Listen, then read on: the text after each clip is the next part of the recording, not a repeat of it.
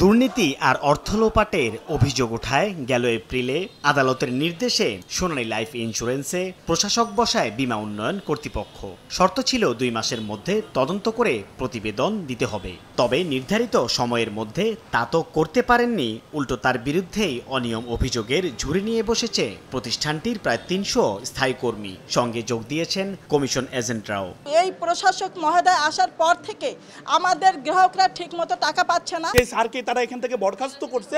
আমি অচিরেই এখান থেকে আহ্বান করব ওই স্যারগুলোকে আবার আমার কোম্পানিতে এখানে নেওয়ার জন্য। প্রশাসক ব্রিগেডিয়ার জেনারেল অবসরপ্রাপ্ত SM ফেরদৌসের বিরুদ্ধে অভিযোগ রয়েছে কাজের পরিবেশ নষ্ট করা ও নিয়ম বহির্ভূতভাবে আস্থাভাজনদের নিয়োগ দেওয়ার। আরও আছে কমিশন এজেন্টদের পাওনা পরিশোধ না করার অভিযোগও। বিভিন্ন কোম্পানিগুলি যেই রোলে পরিচালিত হয় সেইভাবেই কিন্তু আমাদের এই অনারিয়ামগুলি দেওয়া হতো।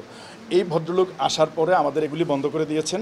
বৃহস্পতিবার তৃতীয় দিনের মতো কর্মবিরতিতে অংশ 6 দফা বাস্তবায়নের দাবি জানান সোনালী লাইফের কর্মীরা। নগদের কাছে সব গ্রাহকই প্রিয়, তাই তো সারা দেশে ক্যাশ আউট চার্জ সবচেয়ে কম।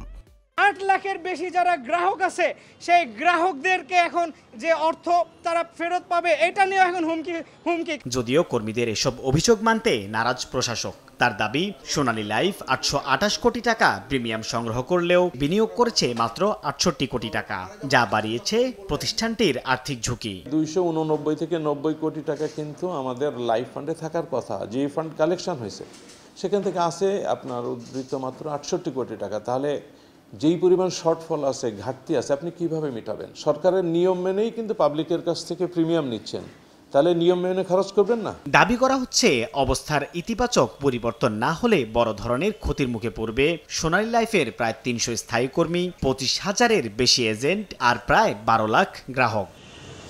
সাইফুল ইসলাম, সময় সংবাদ, ঢাকা।